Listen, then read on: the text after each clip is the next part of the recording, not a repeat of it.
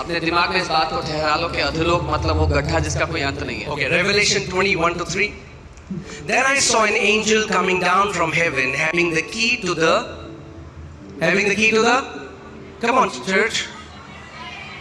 Having the key to the bottomless pit. फिर मैंने एक स्वर्गदूत को स्वर्ग से उतरते देखा जिसके हाथ में अथक और उस गड्ढा जिसका कोई अंत नहीं है उसकी कुंजी थी। And a great chain in his hand, he laid hold of the dragon and that serpent of old, who is the devil and Satan, and bound him for 1,000 years. उसके हाथ में बड़ी जंजीर थी, उससे उसने उस अजगर अर्थात पुराने सांप को जो इब्लिस या शैतान है पकड़ के 1000 वर्ष के लिए बांध दिया।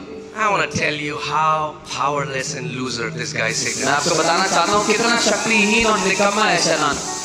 It doesn't take an army from God. An angel binds this guy and puts him in the pit. परमेश्वर को सेना नहीं भेजनी पड़ी, एक स्वर्गदूत आया शैतान को बांध के फेंक दिया गड्ढे में। One angel of God is enough to bind this fellow and put him in the bottomless pit. परमेश्वर का एक दूत ही काफी है इसको बांध करके गड्ढे में फेंकने के लिए। And that's why when you read this book, see, I've heard so many teachings about spiritual warfare where they magnify the devil.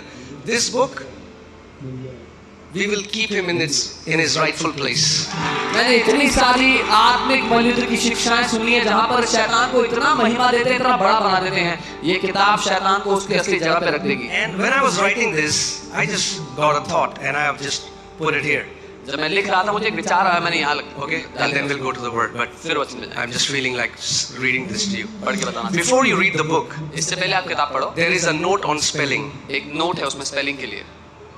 Throughout this book, you may notice that the name Satan is written in lowercase. इस पूरी किताब में आपको नजर आएगा कि जो सेटन है वो लोअर केस में लिखा गया है। Okay, now hear this. सुनिए। Yes, we are fully aware that this goes against grammatical rule. हमें पता है कि ये ग्रामर के रूल के खिलाफ है। But this is not a mistake, it is a message. लेकिन ये गलती नहीं है, ये संदेश है। Amen. We intentionally refuse to capitalize his name because he is a defeated enemy, a liar, and a thief who deserves no honor, recognition, or elevation, not even in print. हम जानबूझकर उसके नाम की निंदा करके उसको नीचा दिखाना चाहते हैं क्योंकि वो इस लायक नहीं कि उसको थोड़ी सी भी आदर महिमा मिल सके, लिखे में भी नहीं। Amen. Jesus crushed his head, stripped him of his power and exposed all his lies.